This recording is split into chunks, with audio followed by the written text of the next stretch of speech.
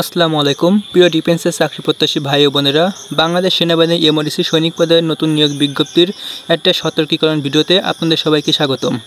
আজকের ভিডিওটা কোন টপিকসে হতে চলেছে সেটা ভিডিওর টাইটেল এবং থাম্বনেল দেখে বুঝতে পেরেছো।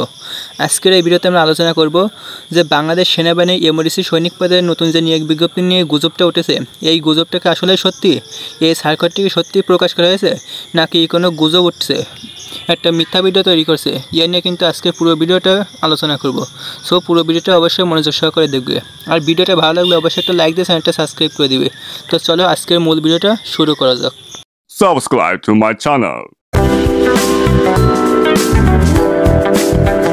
সো গাইস, মূল ভিডিওটা যাওয়ার আগে আমরা আলোচনা করব যে এমডিসি সৈনিক পদে আবেদন করতে কী কী যোগ্যতা লাগে।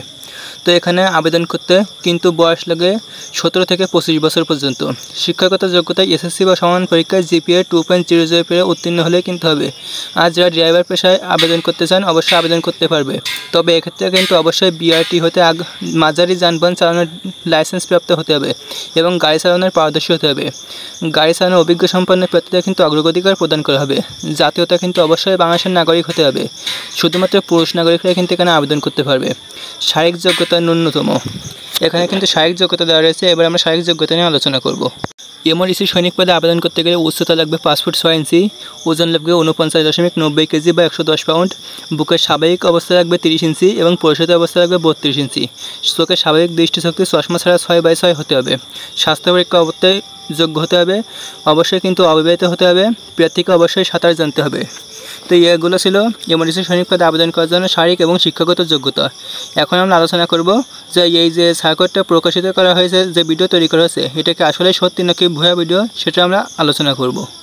সো গাইস, এখানে 2024 সালে এমডিসি সার্কুলার এইটা এবং 2021 সালে এমডিসি সার্কুলার এইটা, এই দুটোই কিন্তু একই সার্কুলার, সপ্তাহটা কিন্তু একই রকম, সব জায়গায় একই রকম লেখা। অর্থাৎ 2021 সালে যে সার্কুলার, এটা কিন্তু এডিট করে তারা এখানে তারিখ এবং সময় এগুলো কিন্তু এডিট করে 2024 সাল করে দিয়েছে।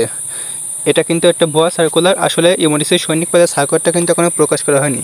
আমরা বাংলাদেশ সেনাবাহিনীর অফিসিয়াল যে পেজটা রয়েছে, সেই অফিসিয়াল পেজ কিন্তু অনেক ঘোটাঘুটি করার পরেও দেখলাম যে এই সম্পর্কে কোনো তথ্য কিন্তু এখনও প্রকাশ করা হয়নি।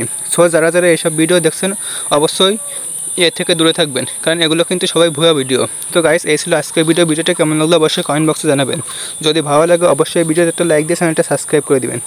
দেখা হবে পরবর্তী একটা নতুন ভিডিওতে। আসসালামু আলাইকুম। Subscribe to my channel.